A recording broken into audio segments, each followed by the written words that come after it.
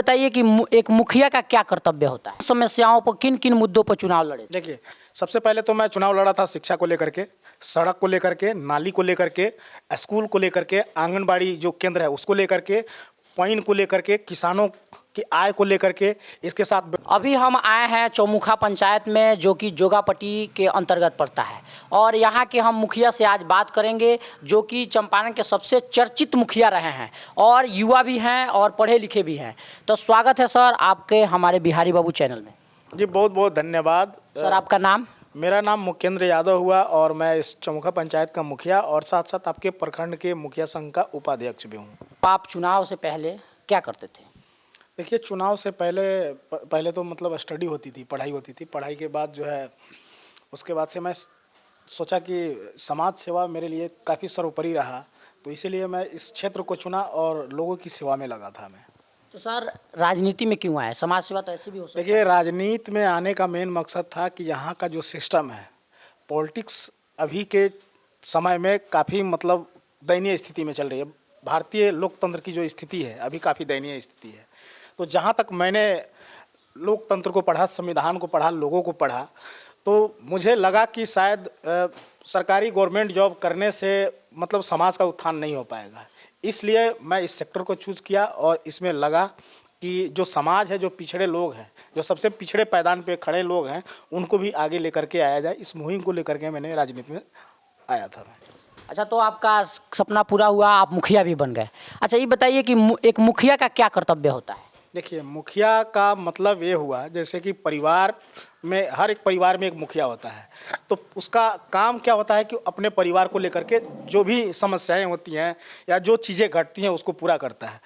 Same thing उसी तरह से मुखिया होता है, जिसके अंडर में पंचायत होता है और पंचायत की सारी जिम्मेवारी एक तरह से मुखिया के कंधों पे होती है।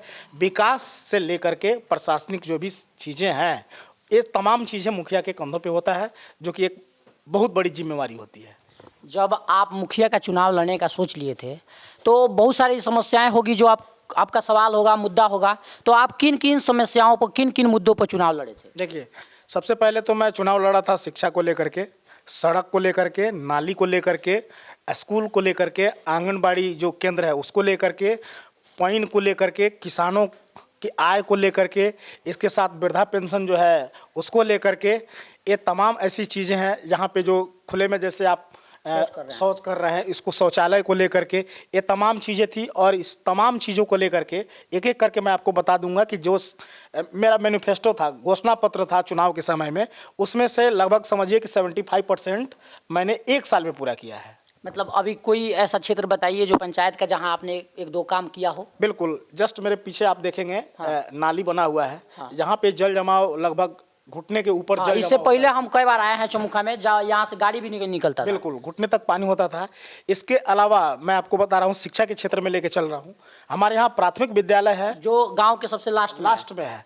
वहाँ पे क्या था कि जर्जर एक तरह से रूम तो है नहीं, +2 विद्यालय भी है, वहाँ पे बच्चों का एडमिशन होता है, शिक्षक नहीं है, बच्चे हैं पर रूम भी नहीं है। लेकिन अब तो बन रहा है, बिल्डिंग भी अभी +2 बन रहा है। उसके पहले जो है मैंने एक जीर्णोद्धार कराया था स्कूल का, जो कि एक ट्रेन आकृति की है, एक सेल्फ पॉइंट भी बना हुआ था वह विद्यालय।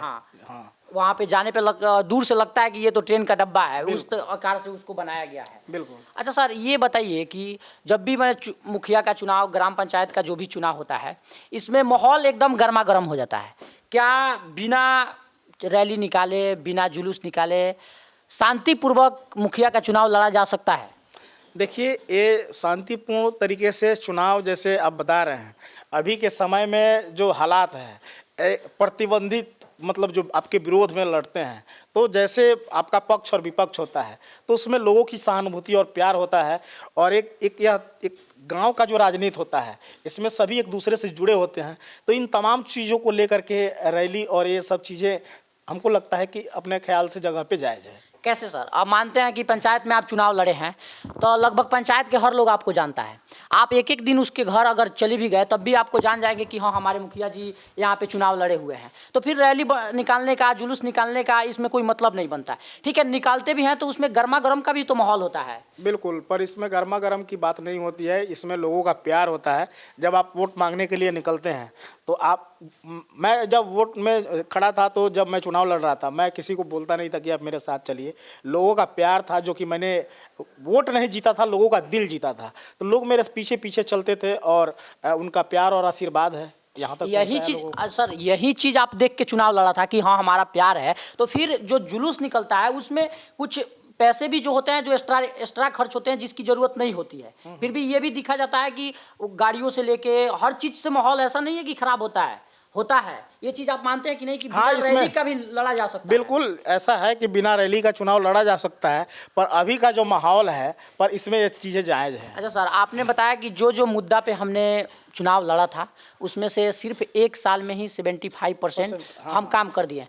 क्या अगले चुनाव आने से पहले क्या जो 25% जो बचे हैं काम, उसको आप पूरा कर पाइएगा? बिल्कुल, इसमें मतलब 23-24 का मेरा जो टारगेट है, इसमें मैं अपने पंचायत को 5 सालों के अंदर मैंने रखा है कि आदर्श पंचायत दूं। इसके साथ साथ एक डिजिटल पंचायत बने, इसको लेकर के मैं जगह जगह अपनी सारी योजनाओं में ले चुका हूं। इसमें जैसे कि है, जगह जगह चौक चौराहे हैं, वहाँ पे मैं फ्री वाईफाई कनेक्शन देने जा रहा हूँ। इसके अलावा मैं एक पार्क बनाया हूँ जो कि नज़रबाग पार्क बेतिया का है, उससे खूबसूरत आकृति मैं दे रहा हूँ। उसमें काम चल रहा है और थोड़ा मोड़ा काम बाकी है, तो उसमें अभी काम इसके अलावा जैसे कि बच्चों की जो शिक्षा है, इस शिक्षा को लेकर के एक मुहिम मैं शुरू कर रहा हूँ। रात्रि पाठशाला जैसे बच्चों को होता था, वैसे गार्जियन जो लोग हैं, अभी गांव में बहुत सारे ऐसे लोग हैं जिनको कि निशान के माध्यम से पैसा उठाना पड़ता है। मैं वैसे परिवारों को, वैसे बच्चों को लेकर के आ रहा हूँ कि रात में 1 घंटा या 2 घंटा का अपने परिवार को ही, बच्चों मतलब सदस्यों को, मतलब हस्ताक्षर के कम से कम काबिल बना दें कि मेरा पंचायत जो है ज़्यादा निशान देने वाले, जैसे उसमें बहुत सारा फर्जीवाड़ा होता है, हाँ। वैसी स्थिति ना हो। और साथ साथ जो बच्चों की संख्या अभी फ़िलहाल गांव में रहती है, वह स्कूल तक ले करके जाने की मेरी मुहिम है।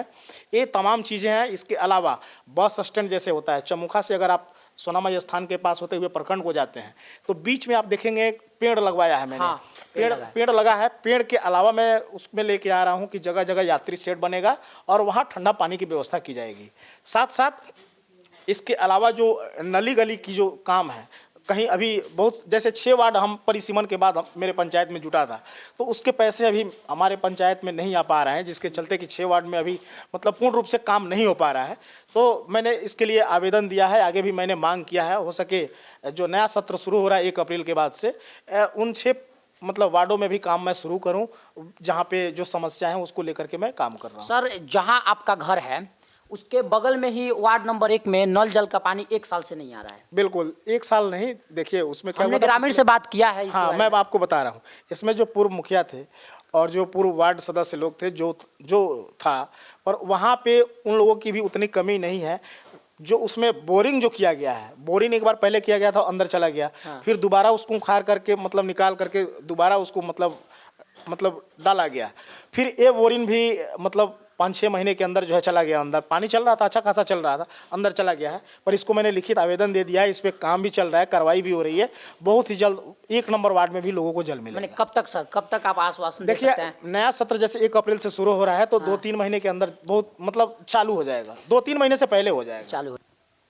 क्या सर गरीब आदमी चुनाव लड़ सकता है? बिल्कुल, इसमें ये नहीं है कि मतलब धनी व्यक्ति ही चुनाव लड़ेगा।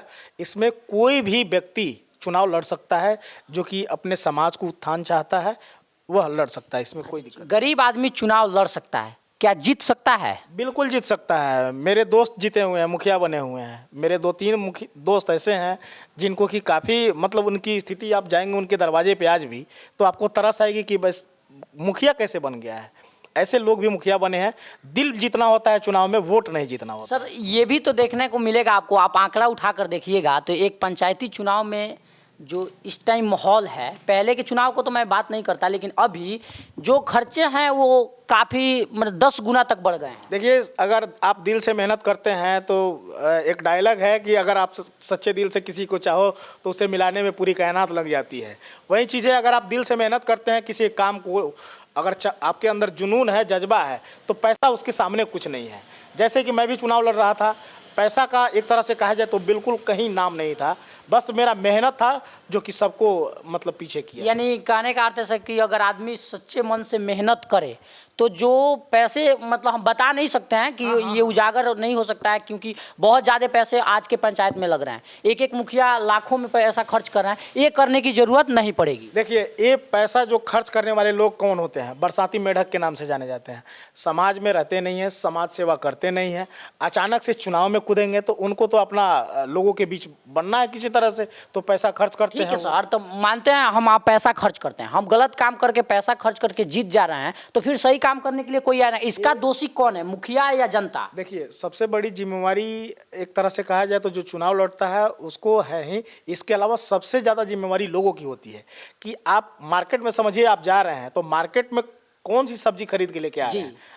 आपको जो पसंद होगा, सड़ी हुई सब्जी लेके आ रहे हैं मार्केट से, या आप अच्छा सब्जी लेके आ रहे हैं। उसी तरह से एक पंचायत का चुनाव होता है कि आप जैसे प्रतिनिधि चुनेंगे वैसा आपका विकास होगा, उसी हिसाब से विकास खोजिएगा। तो मतलब पैसे वाले तो मुखिया यही करेंगे कि जब पैसा लगाएगा तो वो निकालेगा भी। बिल्कुल, ऐसे बहुत सारे लोग हैं जो मैं नाम नहीं बता सकता। हो जाएगा। जो हमने सवाल किया सर ने उसका बहुत अच्छा से जवाब दिया। इसीलिए कहते हैं कि युवा को चुनिए और पढ़े लिखे व्यक्ति को सुनिए। एक सर सवाल आपसे और पूछेंगे और लास्ट पूछेंगे कि शादी कब कर रहे हैं आप? देखिए, अभी मैं राजनीति में जब आया हूँ तो मेरी लड़ाई थोड़ी छोटी लड़ाई नहीं है। जब यही मेरा एक तरह से कर्म और धर्म बना है तो मैं सोच रहा हूँ कि कुछ और नया करूँ। जो दियारावर्ती क्षेत्रों के गांव हैं, बस यहाँ पे अभी तक जितने भी बड़े लोग हैं, नेता लोग हैं, आते हैं और वोट लेके चले जाते हैं, धरातल पे कुछ दिखता नहीं है।